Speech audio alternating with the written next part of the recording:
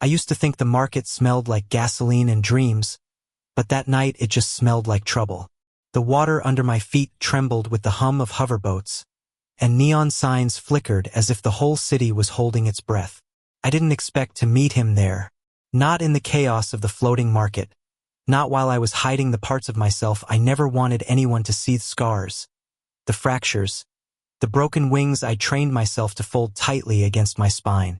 The year was 2090, and America looked nothing like the world in my father's stories.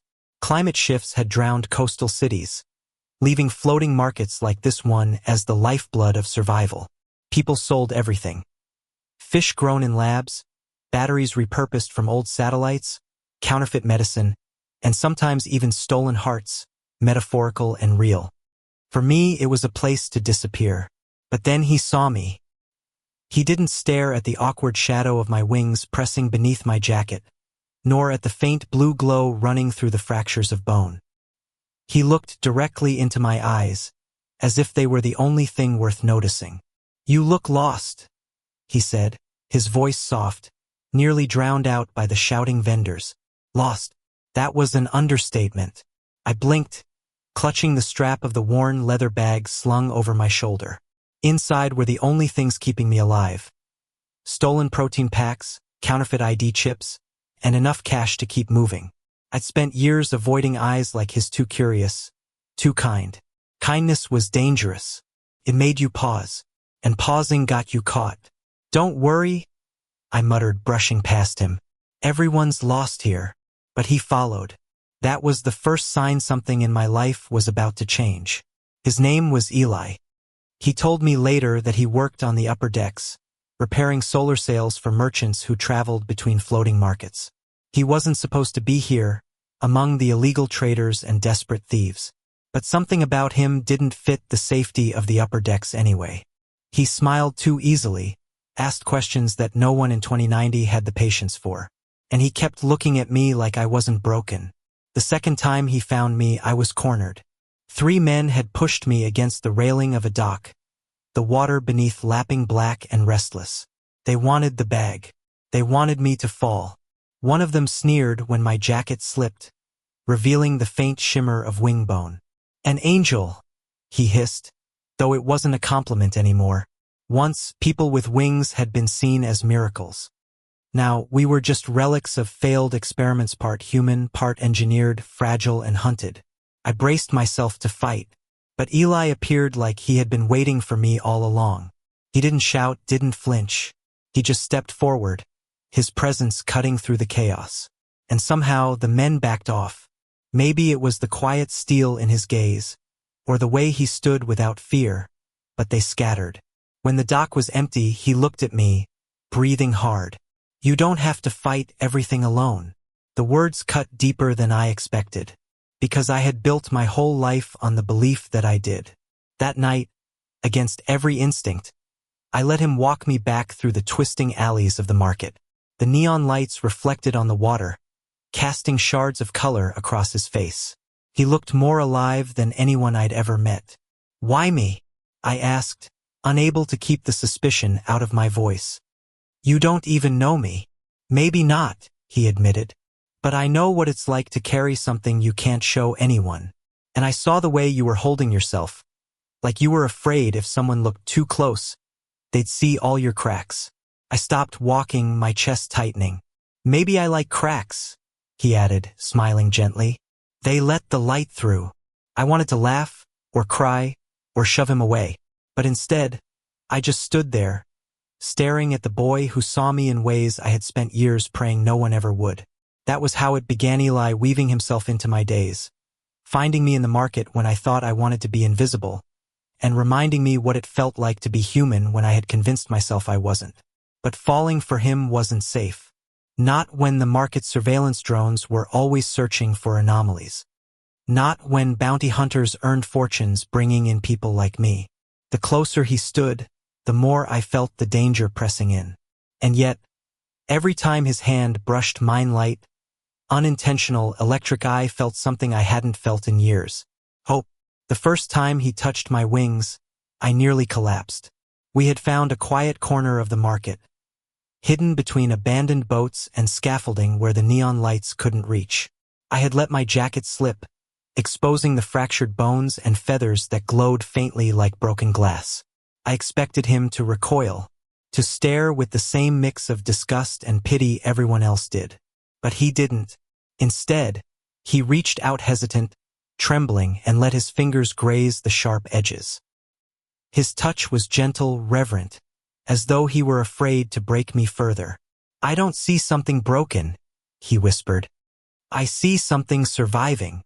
My throat burned, words trapped in a place I hadn't opened in years. And before I could stop myself, I let him hold me. For the first time in a long time, I let myself believe that maybe I wasn't a mistake.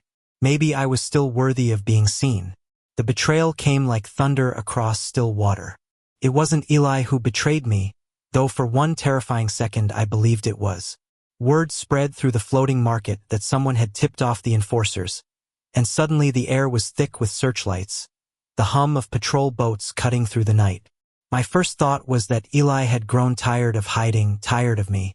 But then I saw him running toward me through the maze of panicked bodies, his eyes locked on mine, his hand reaching as though nothing, not even the weight of the entire world, could break the line between us. "Go!" I shouted, my wings straining against the jacket I'd kept zipped tight. "If they catch me, they'll take you down too." "Then let them," he shot back, his voice ragged. "I'm not leaving you." For a moment, the chaos around us blurred, and all I could see was him defiant, unyielding, choosing me despite everything. And then the drones descended, their red beams cutting like blades. We ran, through alleys reeking of fuel and salt, across swaying docks slick with rain, past vendors abandoning their stalls. My chest burned, my wings ached with every step, but Eli's hand stayed locked around mine, pulling me forward when my legs wanted to give. We found refuge in the skeleton of an old ship moored at the edge of the market, its hull rusted but intact. Inside, the dark smelled of oil and forgotten time. Eli pressed me against the wall, his breath hot against my ear. "They won't stop," I whispered. "They'll hunt until I'm gone." "Then we don't stop either," he said. "We keep running. Together." The word "together" felt like a promise I didn't deserve, and yet I clung to it. When the searchlights swept past the hull, I flinched, instinct screaming to flee again. But Eli caught my face in his hands, forcing me to look at him. His eyes were steady, unwavering, like the ocean before a storm. "You've spent your whole life hiding those wings," he murmured. "But they're not chains. They're yours.